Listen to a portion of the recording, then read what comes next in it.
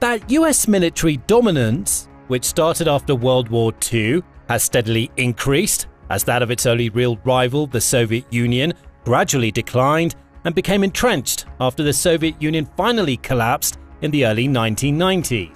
Today, while technological advances have enabled some nations to significantly close the gap on the US in certain areas and even surpass it in some cases, a variety of factors combine to keep the US firmly at the top of the military pile. So here's a look at the 7 weapons in its arsenal that keeps the US on top. Of course, a discussion of military might has to start with the thing that keeps it flowing: money. The US has had unmatched financial resources for decades with which to fund its massive military, as well as the research and development necessary to retain a significant and enduring technological edge. Its massive air force and navy includes a fleet of aircraft carriers and nuclear submarines, and a network of bases around the world that no one else comes close to matching, enabling it to project power globally on a scale even its nearest rivals can't contemplate. But it's the weapons they carry that are the real story. It's a fearsome array of firepower with advanced systems to deliver it. We'd be here for hours, if not days, discussing all of the US's world-leading weaponry. So let's get into these magnificent 7 weapons in the US arsenal. We'll start with the one that packs the biggest punch, at least among the ones that have been publicly acknowledged. The most destructive weapon in the US arsenal is the LGM-30G Minuteman III ICBM. This legendary missile, arguably the most destructive in the US arsenal, is one of the US's key strategic deterrents and forms the ground-based leg of the US's nuclear triad. A stockpile of 400 is on constant standby in hardened silos at the 90th Missile Wing at F.E. Warren Air Force Base in Wyoming, the 341st Missile Wing at Malmstrom Air Force Base in Montana, and the 91st Missile Wing at Minot Air Force Base in North Dakota. The current Minuteman III is the product of over 60 years of continuous improvement, with various modernizations and upgrades ensuring the massive missile remains as innovative as when the first Minuteman I was first introduced in the 1960s. Back then, both the missile and basing components incorporated significant advances beyond the relatively slow-reacting, liquid-fueled, remotely controlled ICBMs of the previous generation. Over the years, state-of-the-art improvement and modernization programs have delivered new versions of the missile, with expanded targeting options and improved accuracy and survivability. The missile is powered by 3 solid propellant rocket motors, an ATK refurbished M55A1 for the first stage, or launch, an ATK refurbished SR-19 for the second, or cruising stage, and an ATK refurbished SR-73 for the third stage, or descent. With a total weight of more than 79,000 pounds, this 5.5-foot diameter beast has a range of around 6,000 miles and descends to hit targets at a burnout speed of around Mach 23 or 15,000 miles per hour. As for the warhead, although each Minuteman III can carry up to 3, it's understood that currently they've all been equipped with just a single warhead, either an Mk-12A W78 or an Mk-21 W87. The W78, housed in the Mark 12A re-entry vehicle, has a yield of 335 to 350 kilotons of nuclear explosive, and is believed to use a modern primary with an older secondary design. The more modern W87 is housed in the Mark 21 re-entry vehicle and has a smaller yield at 300 kilotons, but can be upgraded to 475 kilotons using highly enriched uranium or HEU in the secondary. It utilizes insensitive high explosives or IHE for enhanced safety and security compared to W78. Although no new missiles have been produced since 1978, the US's highly effective remove and replace approach to maintenance means that almost 100% of US stockpiles are ready for deployment. So, just how nasty are these missiles? A single 335 kiloton W78 warhead would produce a fireball approximately half a mile in radius and cause near total destruction within a 2.5 mile radius due to overpressure exceeding 10 pounds per square inch or PSI, which is sufficient to demolish most buildings. Moderate to heavy damage could extend over 5 miles away, with a thermal flash from the detonation potentially causing third-degree burns to exposed skin within a 5 to 6 mile radius. A single 300 kiloton W-87 warhead detonated over a major city would destroy nearly everything within a 1.86 mile radius, with severe burns and lethal radiation doses affecting areas several miles further, while glass windows could shatter up to 9 miles away. A larger 475 kiloton warhead would expand the area of destruction significantly, potentially resulting in tens of thousands to hundreds of thousands of casualties, depending on the target's population density. And if that wasn't bad enough for the US's adversaries, the US submarine-launched nuclear ballistic missile, the Trident II D5LE, is technically speaking even more powerful, with a 475 kiloton W-88 warhead. And there's a new improved upgrade to the Minuteman in development, the LGM-35A Sentinel, a new ICBM designed to maintain the land-based leg of the triad through 2075. And launching that Trident II D5LE is one of the US's most powerful weapons. It's Ohio-class ballistic missile submarines, or SSBNs. The US's 14 SSBNs means that even if the likes of Russia or China launch a full-scale attack on the US's missile silos and air bases housing its nuclear bombers, the US still can unleash apocalyptic nuclear destruction in response from practically anywhere. However, the US has also adapted 4 of its Ohio-class submarines from nuclear platforms into conventional weapon-equipped platforms.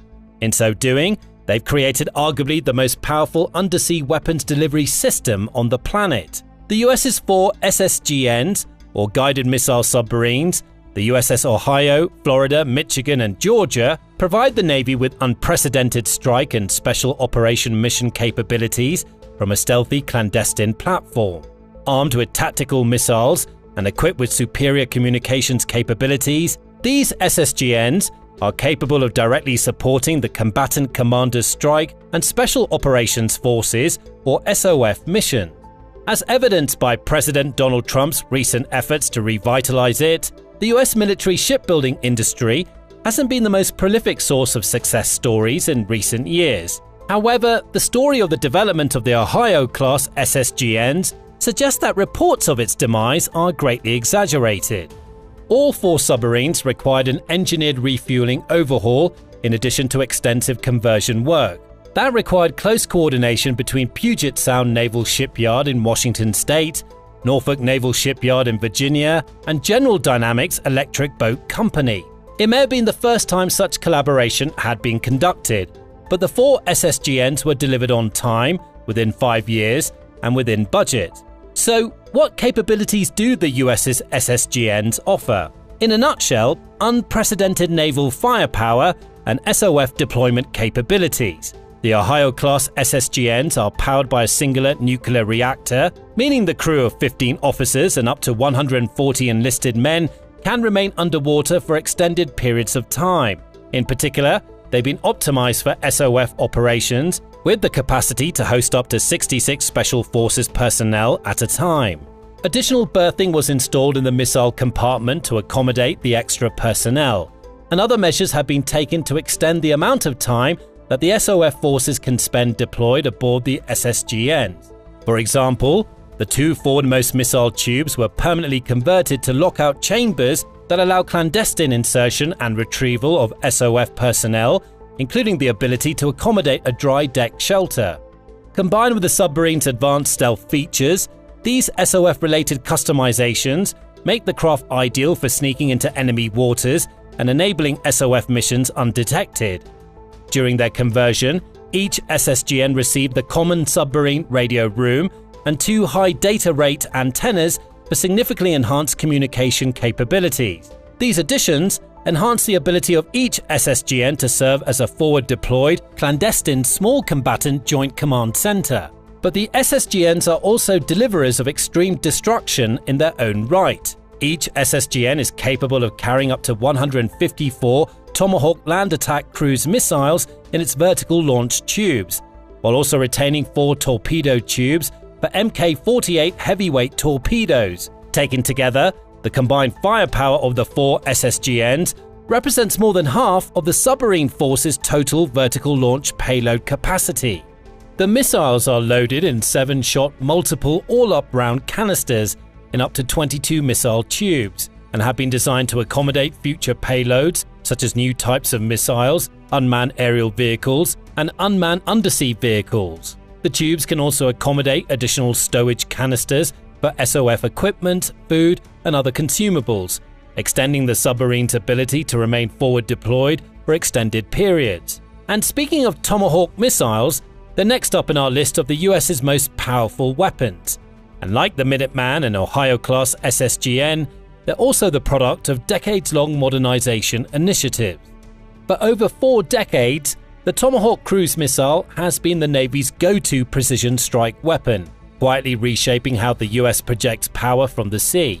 It's a long-range subsonic missile that can be fired from submarines, surface ships, and even a few experimental ground-based launches, hitting targets hundreds of miles inland without risking pilots or ships. A compact mix of aviation and computing engineering, the Tomahawk is part aircraft, part robot, and part precision instrument. But besides being an excellent showcase of the US's destructive power, it also highlights another critical aspect of the US's enduring military dominance: its ability to maintain a technological edge through continuous modernization.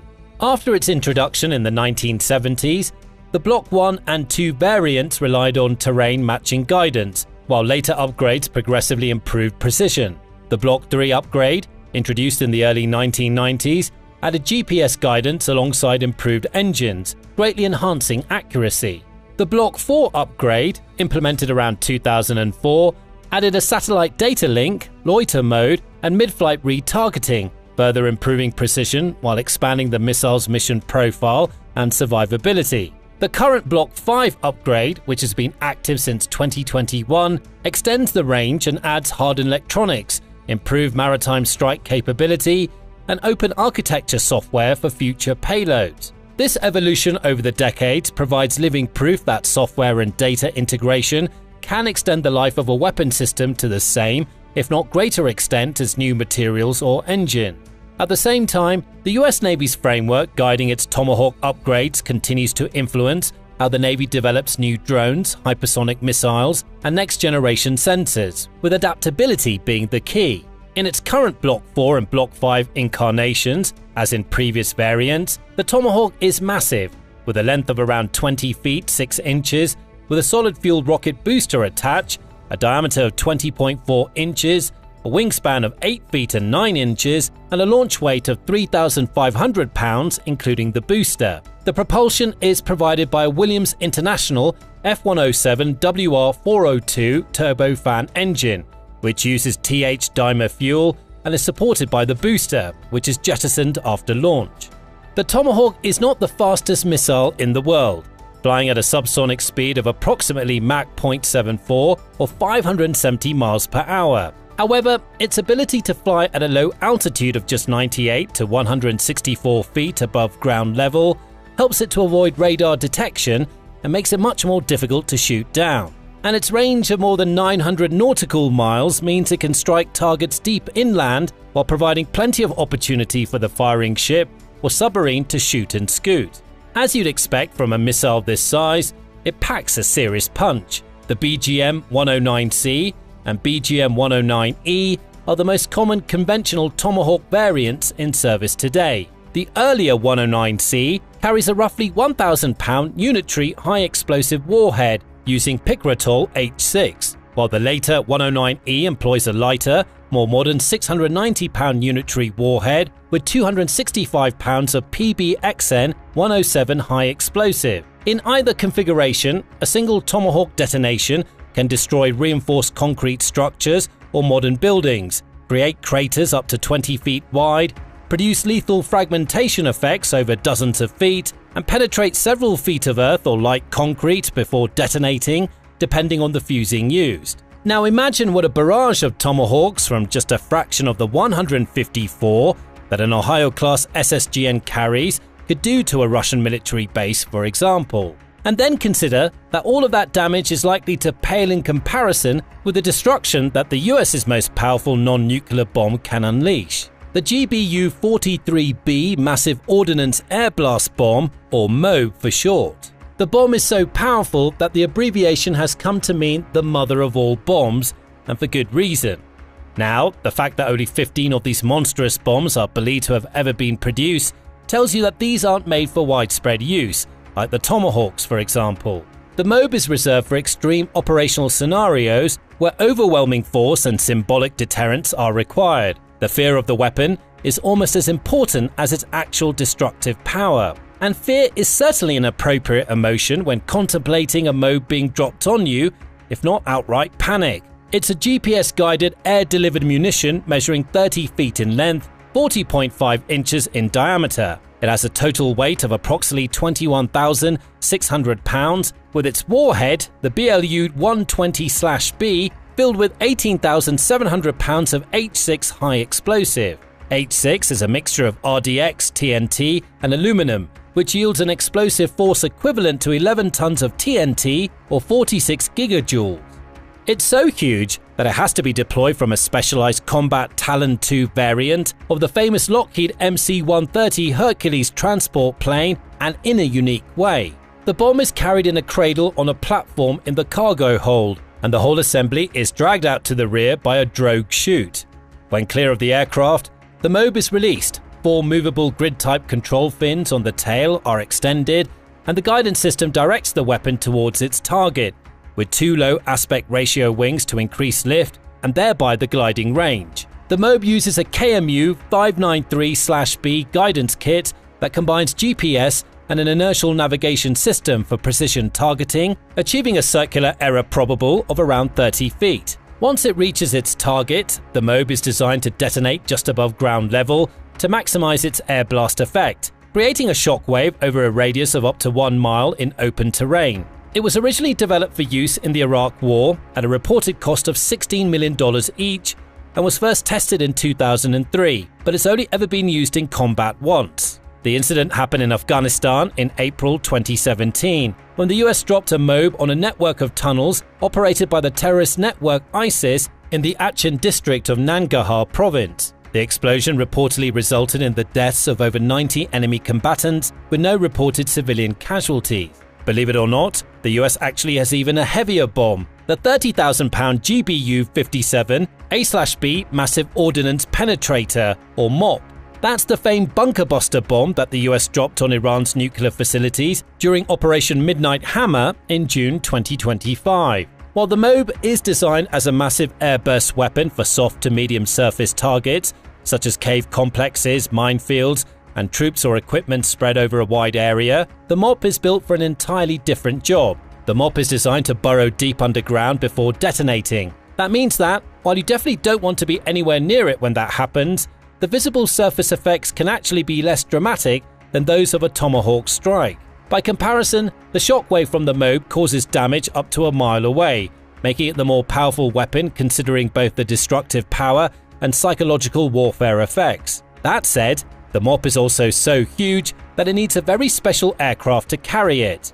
The B-2 Spirit bomber spearheads the US's strategic bomber fleet. It's a multi-role bomber that can carry both conventional and nuclear munitions, bringing massive firepower to bear in short time anywhere on the globe. Its low observable or stealth characteristics give it the unique ability to penetrate an enemy's most sophisticated air defenses and threaten its most valued and heavily defended targets. The B-2's low observability is derived from its composite materials, special coatings, and flying wing design, which combine to reduce the aircraft's infrared, acoustic, electromagnetic, visual, and radar signatures. These weak signatures make it difficult for the sophisticated defensive systems to detect, track, and engage the B-2. But reaching within range of its targets is just part of what makes the B-2 Spirit so special. Once it gets there, it has the power and versatility to deliver some serious damage. The power comes from 4 General Electric F118 GE100 engines, which generate 17,300 pounds of thrust each, enabling a maximum takeoff weight of 336,500 pounds, including a payload of up to 60,000 pounds. With an operational ceiling of 50,000 feet, and an unrefueled range of over 6,000 miles cruising at high subsonic speeds, it's capable of extended long-range missions. Proven in combat in Kosovo, Afghanistan, Iraq, and more recently Yemen, the B-2 Spirit can carry 80 500-pound GBU-38 JDAM GPS-guided bombs or Mk-82 bombs, 16 2,000-pound GBU-31 JDAMs or Mk-84 general-purpose bombs, 16 AGM-154 JSO glide weapons or AGM-158 JASSM long-range cruise missiles, and up to 2 MOPs. It can also carry nuclear payloads, specifically up to 16 B-61-7, B-61-11, B-61-12, or B-83 gravity bombs. That's an awful lot of firepower that you literally won't see coming until it's way too late. And it's the same combination of stealth, performance, firepower, and versatility that characterizes the US's most powerful multi-purpose fighter jet, the F-35 Lightning II. The F-35 Joint Strike Fighter, to use its full designation, is a 5th-generation American-made aircraft and one of its most lucrative exports, flown by 20 nations and surpassing 1 million cumulative flight hours. Known for its stealth capabilities, versatility, range, speed, and advanced electronic warfare and avionics, the F-35 is a crucial factor in the US and its allies maintaining the air superiority that they've held for decades. Moreover, as we've seen with weapon systems covered earlier, the F-35 has been designed with adaptability as a core feature. As a result, specialized variants have been developed for the US Air Force, Marine Corps, Navy, and individual export customers, each tailored for specific roles and requirements. For example, the low-cost F-35A variant is built for standard runways of roughly 8,000 feet, suitable for ground-based Army use cases. By contrast, the F-35B, the Marine Corps' Lightning II variant, features short takeoff and vertical landing, or STOVL capability, while the Navy's F-35C variant is carrier-capable, equipped with heavy-duty landing gear and a tailhook. However, all variants are powered by Pratt & Whitney's F-135 engine family, providing approximately 40,000 pounds of maximum thrust. This gives each fighter a range of between 900 and 1,200 nautical miles, and allows the jet to reach speeds in excess of Mach 1.6 or about 1,227 miles per hour. Like the B-2 Spirit, the F-35 uses a combination of wing design and special radar-absorbent coatings to minimize the aircraft's radar cross-section and thus detectability. While in its stealth configuration, the Lightning II can carry 4 AIM-120 AMRAAM missiles for air-to-air missions, or a combination of 4 AIM-120 and GBU-31 JDAM smart bombs for air-to-ground missions. The F-35 can also enter beast mode, carrying up to 14 AIM-120 missiles and 2 AIM-9X missiles for high-intensity air-to-air combat, or a mixed loadout combining air-to-air missiles with ground attack weapons such as 6 GBU-31 JDAMs. F-35s also feature large touchscreens and a helmet-mounted display system that enables the pilot to look directly through the aircraft to see real-time information using a distributed aperture system and a suite of mounted infrared cameras. The Lightning II is also equipped with an AN APG-81 system, active electronically scanned array radar for robust electronic countermeasures. Put it all together, and while other 5th-generation fighters may be closing the gap, the F-35 is still the most technologically advanced 5th-generation platform on the planet today, and the F-35C variant can take off from the US's ultimate weapon, the Gerald C. Ford-class aircraft carriers. For decades, the US's fleet of Nimitz-class aircraft carriers has ruled the world's waves, allowing the US to project power to all corners of the planet in ways everyone else can only fantasize about. The USS Gerald R. Ford, first of the class that bears the same name, ratchets up the advantage by several notches. This truly enormous floating military base is almost 1,100 feet long, with a beam of 134 feet and a 255-foot wide runway, and a displacement of around 100,000 tons. It's practically unsinkable, with doubts about whether even a nearby nuclear explosion could actually sink it. Powered by an advanced nuclear propulsion system with 2 reactors,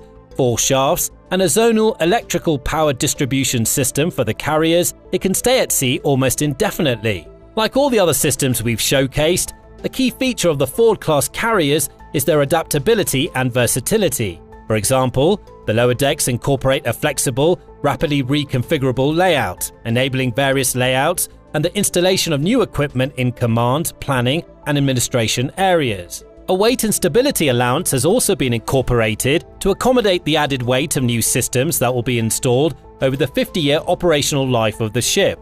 The carrier can carry up to 90 aircraft, including the aforementioned F-35 Joint Strike Fighter, FA-18EF Super Hornet, E-2D Advanced Hawkeye, EA-18G Growler Electronic Attack Aircraft, MH-60RS helicopters, as well as unmanned air and combat vehicles. The aircraft are launched with a state-of-the-art GA-EMS Electromagnetic Aircraft Launch System, or EMALS, and land with the help of advanced arrestor gear. These offer finer aircraft acceleration control, leading to lower stress levels in the aircraft and pilots, providing a slower launch speed for drones and allowing a wider window of wind over deck speed required for the launch sequence. At the center of a carrier strike group, which includes accompanying destroyers, frigates, submarines, and support ships, this is the ultimate non-nuclear weapon. There is simply no other weapon system on Earth that can match the power it can bring to bear, its operational jurisdiction, and its survivability. That is, until the US unveils its next generation of sci-fi weaponry that makes this current batch redundant. We'll of course keep you updated as directed energy weapons, smart missiles, battle robots and the like come online. So make sure you're subscribed to the channel so you don't miss out. Thanks for watching.